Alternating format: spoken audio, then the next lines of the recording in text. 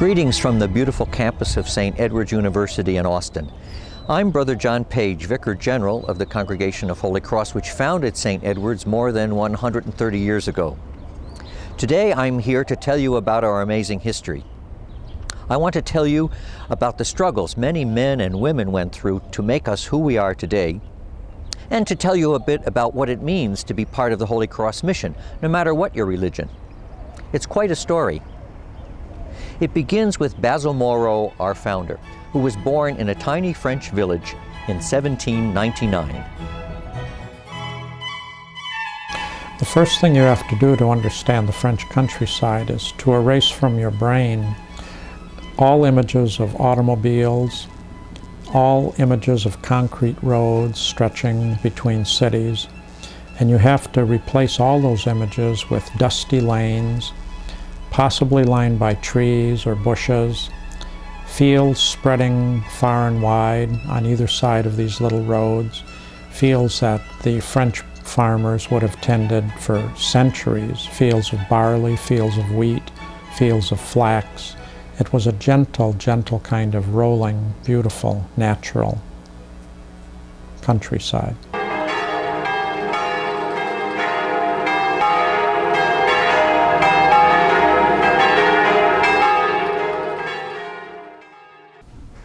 Education was hard to find after the French Revolution, and young Basil, the ninth of 14 children, worked on the family farm, taking the animals out to pasture in the morning and bringing them home in the evening.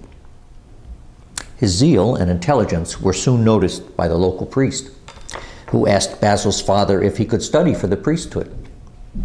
His father agreed, but insisted he continue his work at home. Father Moreau was a man who came from a family that was very dedicated to the values of family. And because he was led by his own parents and his family to live a Christian lifestyle, I think that's where the founding of who he is and what he wanted to share with the world began. It was typical in 19th century France, especially in the Catholic community, to choose models. So when Father Moreau speaks about the family of Holy Cross, he chooses, at least for one model, the Holy Family itself, Jesus, Mary, and Joseph. He dedicated us to St. Joseph. He dedicates the sisters to Mary, and the priests he dedicates to Jesus the Savior. And it's interesting when we read about any one of those people in the Christian scriptures, Jesus, Mary, or Joseph, what I think we're seeing is scenes where they're spotlighted. What's not shown and what we don't know is the ordinariness of their family life. And I really believe that's what appealed to Father Moreau. There was something ordinary about the way they had to live. Mary was a homemaker, Joseph was a carpenter, Jesus was their son. When he was a young man, a young teenager, thinking about going into the priesthood, his dream was to be a foreign missionary. However, needs take over, and there was a need in his diocese for him to study higher education, and he himself was a natural teacher. He loved the academic life. He was a very bright man. So he went off to school. He was sent to the seminary, and yet because of this love for the missions in his heart, he in a way did home missions to begin with. He gathered a number of the priests who were at the seminary on the faculty, and they went out into the rural parishes that had been decimated by the French Revolution, and they wanted to preach to help restore the faith, to give people confidence in God's love for them, and to rebuild the church. No story of Holy Cross is complete without several supporting characters. First on the scene is Father Jacques Dujarier, who was already a priest when Basil Moro was a boy. Father Dujarier has always impressed me for two reasons, I think: his courage and his humility. His courage is unquestionable. He is one of the most heroic figures we have in the history of Holy Cross. As a seminarian, he and the other seminarians trained by the Sulpicians refused to take the oath. He went into hiding. He was ordained secretly in Paris one winter. He was assigned by one of the undercover bishops, to the little area around Rouillé, sur Loire, the Little Loire River, and there he hid out for several years in farms here and there, one of which, Fosse Garnier, we still have today. We still can see the room where he slept and the little room where he said his very first Mass. His humility, I think, comes through when he was first assigned after the Concordat in 1802. He was assigned officially then above board to be pastor of Rouillé. He founded that little group of sisters on the outskirts of Rouillé at a place called Les Hôtes de Rouillé, kind of suburbs of Rouillé. There was no building there. He gathered field stones with the help of little boys that he was teaching catechism to. And he would spend hours and hours whenever he could putting this up. He'd have to walk about 3 miles to get to the site, first of all, and then they would build for months and months these 2 edifices, one a little house for the sisters and a chapel right next to their house. He built that by himself. He knew when to step aside in 1835 when, after 15 years, he saw that he was no longer up to running the Brothers of St. Joseph, and requested that a new young priest, Father Moreau, take over the direction of the Brothers of St. Joseph. He didn't hold on to it for dear life. In a very tearful ceremony in the church at Rouillé, he handed over the Brothers of St. Joseph to Father Moreau in the presence of the local bishop. Basil Moro was now a priest, and his superior is our next character, Bishop JeanBaptiste Bouvier of Le Mans, sometimes a thorn in the side of our founder. It's always an interesting history, these two. When Father Moreau was assigned to teach at the seminary, Bouvier is the superior there. He's in charge. There's a theological difference that's a problem here. At that time in the church, in church history, there was much discussion about where was authority located, among other things that were being discussed. But one of the issues was authority. And in France, there were 2 schools of thought, very strong schools of thought. One was known as the Roman school, and Father Moreau simply believed that. That was his theological position. The Roman school basically stated that primary authority in the church is located in the Pope. And that group was called the Ultramontanists, meaning over the mountains, because over the mountains from France is Italy. The other group were known as the Gallicans, from the old name for France as Gaul. So the Gallicans. Father Bouvier is a Gallican. Now what does that mean? Basically it means the primary authority of the church resides in the bishops. So things that are in France should stay in France. Right? Well, you could say that's a wonderful academic debate until Father Bouvier becomes Bishop Bouvier. And so you can see then it's like 2 trains heading for a collision. Father Moreau, why do you fight me at every turn? Your Excellency, I am only asking for your blessing so that our family of Holy Cross, the brothers, sisters, and priests, can all be recognized equally as an international organization by the Pope. Which will take you and your Holy Cross family out of my jurisdiction. I have served you in all the ways you have asked, yet you ask me to give up my dream to be a missionary and teach at the seminary. Where I might add, you refused to use my personal textbook. As for the congregation being blessed by Rome, you will not have my support. And no matter how many favors you do for Rome, without my approval, it will not happen. I will not give up. Holy Cross is serving the poor all over the world. From our humble beginnings here in Le Mans, we have missions throughout the world. I will not give up. Father Moreau, nor will I. And your stubbornness in this matter will not prevail. Bishop Bouvier always felt that Father Moreau was doing a bit of an end run around him, because Father Moreau believed, well, I can at least discuss with the Pope this whole reality that I'm dreaming about and that we're working on. I can discuss with the Pope. And Bishop Bouvier's position will be, well, you're ignoring me, and this is unacceptable. And indeed, Rome did not bless my congregation. Not until Bishop Bouvier was dead. Moreau was a master teacher both in the classroom and in spiritual retreats. He published a classic work on Christian education, and it's still in print. Obviously, Moreau had been in a classroom. He knew what he was talking about. And he liked young people. He trusted them. He cared about them. He respected them.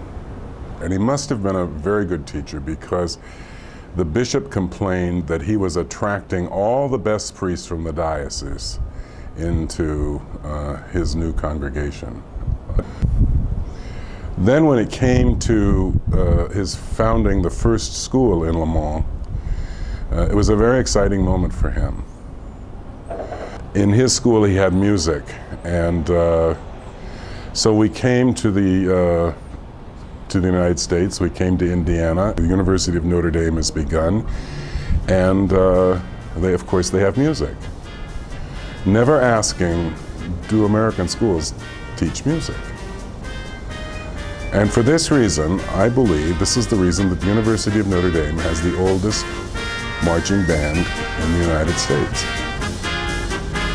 And then when brothers went from Notre Dame to Brazil, they didn't say, they were 700 miles up the Amazon, they didn't say, do you have a band? Do you have music in Brazilian schools? They started a band. And today, the band at Colégio Damo Mando, 250-piece marching band, is the hottest item on the Amazon. He had some very definite ideas about education that weren't reflected in the French educational system. It was, at the time, in our lingo, French schools were on a head trip. And Moreau, if we remember him for anything, it's his wonderful line that we will not cultivate the mind at the expense of the heart.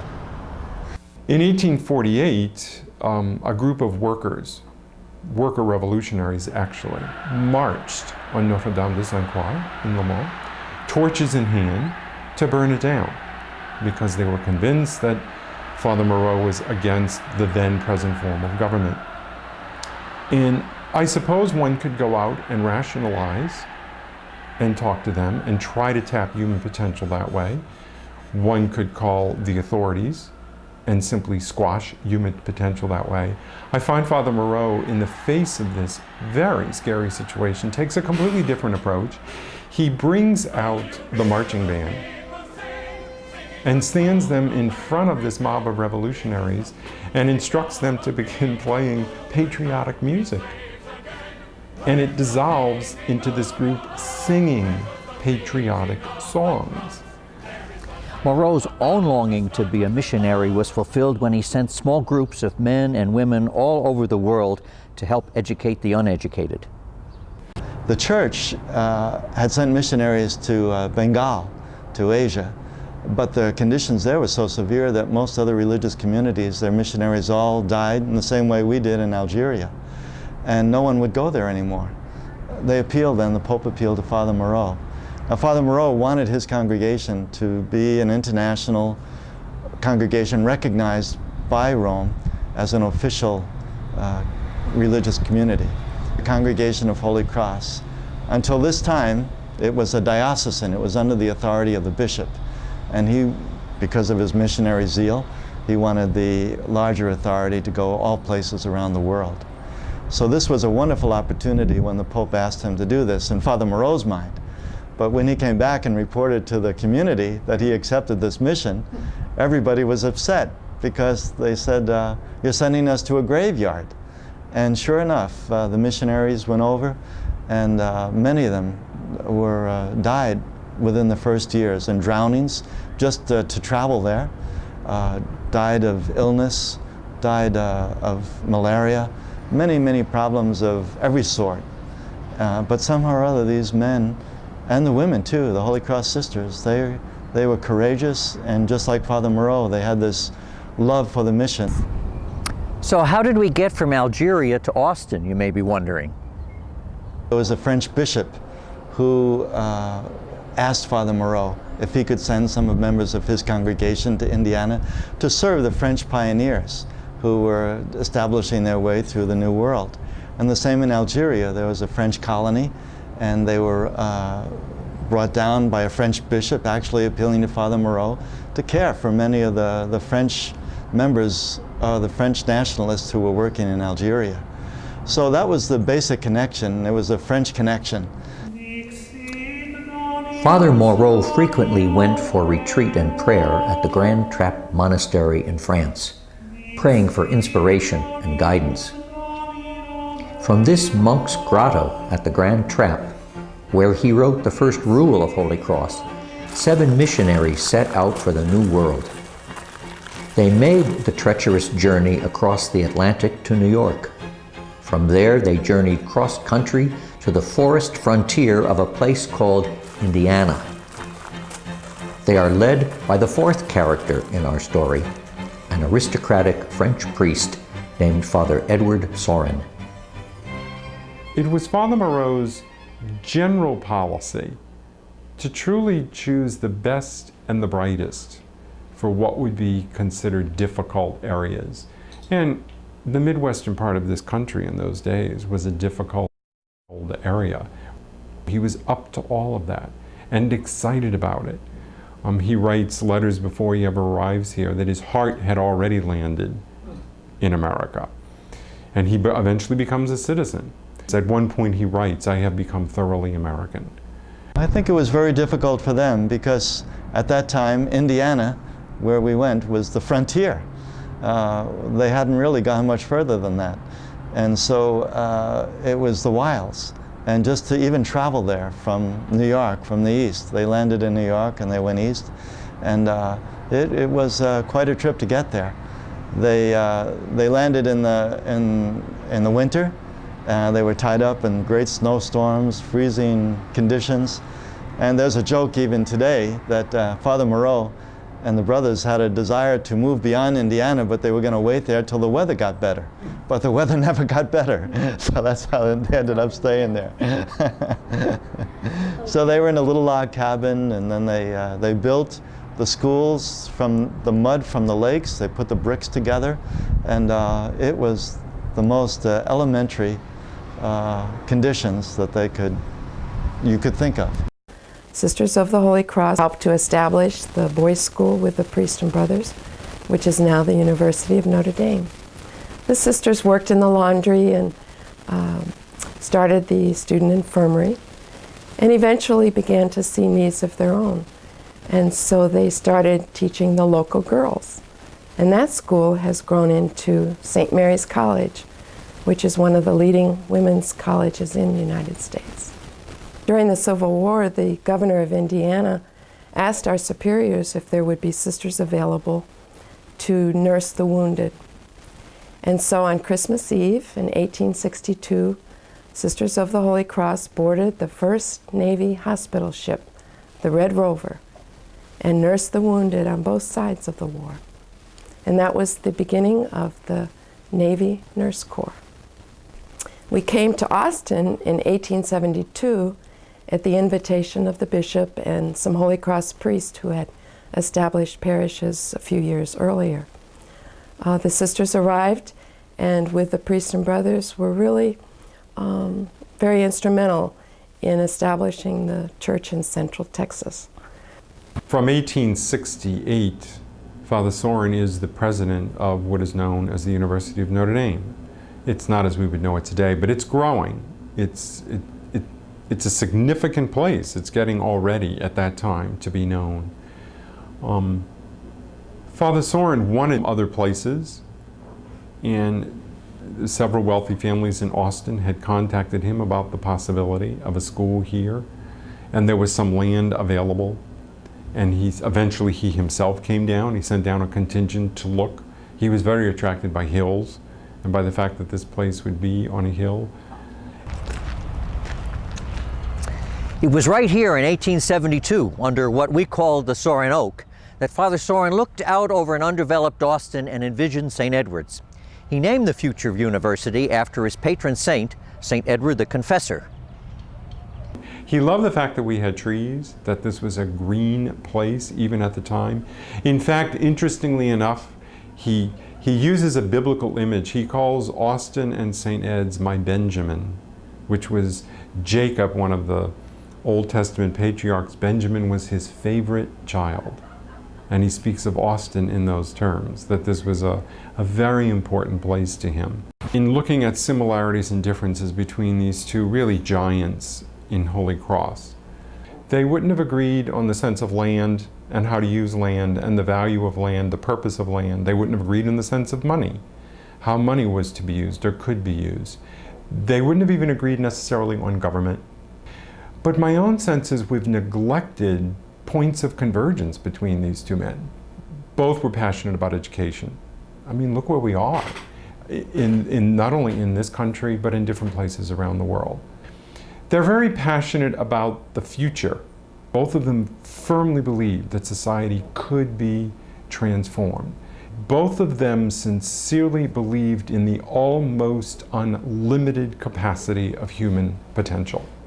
When they moved into different situations, when Sorin came to this country, when Moreau sent the Religious of Holy Cross to Algeria, even to other places in France, let alone Italy, Canada, and ultimately, of course, the United States, they first of all took stock of what was here, what was available. What is the human potential we can tap? We don't have a package deal that we bring in. I think it's one of the riches of Holy Cross education. We begin with what's there, whether it concerns building a building or beginning with this particular student or that particular student. I think the Holy Cross perspective is to begin with what is there. And when we combine that, when we begin with what's there and combine it with human potential and the grace of God, change happens. I believe that's the heart, that is the absolute heart of information formation transformation. It's the enormous gift that I think Holy Cross education brings to the world today. I think the legacy we inherited is a legacy of hope. One of my favorite stories about Basil Moro is that when, after several brothers had died and several sisters had died in New Orleans, and this story is told in the Chronicles of the Congregation, the members of his advisors, the members of his council, took the stand that we needed to leave New Orleans. We have to get out of there. And evidently there was this long pause. And then Moreau said, "No, we must stay. That has been a place of great suffering, and it will be a place of great blessing." That's the story of Holy Cross. That's, I think he had such faith that that's the story of St. Edward's. That's the story of even the University of Notre Dame. None of these institutions, none of these foundations have had this great grand sweep of history. There's been all these ups and downs. This building, the college burned to the ground. Everything in the college, the chapel, the classrooms, the dormitories, everything was here in this building. The college burned to the ground. And that would have been the moment to say, well, God doesn't want us here, let's go home. But this was home. Father Moreau was most at home at the solitude of the Savior in his beloved France. He built it, and it still stands today. There he found strength. The Solitude is located right at the top of a hill in Le Mans, France. It's surrounded by a setting known as the Little Woods.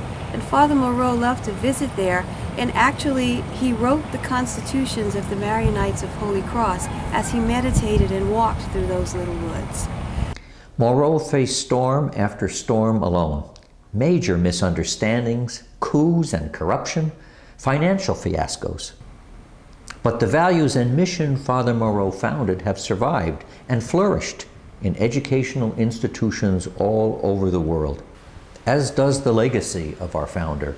He was trying to equalize this society. When asked who we should teach, he said, first the poor and those with the greatest need. And then he ends up by saying even those who are not Christian. Basil Moro was someone who understood the needs of his time, understood education, understood the need to bring education and life together. I think it's very important that St. Joe Hall exists on campus. It's a living reality. I think it's very important that adjacent to campus you have the retirement center. One of the things that's just beautiful to watch is Terry Newton, who's a faculty member in history, is doing an oral history project. So his oral history class interviews the brothers. And then the students go over and present their final project at the end of the term to the brothers at the retirement house. And so you have the coming together of the brothers who have served for 30, 40, 50, 60, sometimes 70 years in terms of the educational mission, interacting with our undergraduate students and understanding the brothers giving to the students and the students giving to the brothers, and just a beautiful coming to understand each other. The mission lives, and it lives in our faculty, in the administration, in the staff, and in the students. Holy Cross has always had a green thumb with education. It's amazing, wherever we go, whether it's elementary schools, secondary schools, universities, that green thumb produces a wonderful crop of schools that the education is second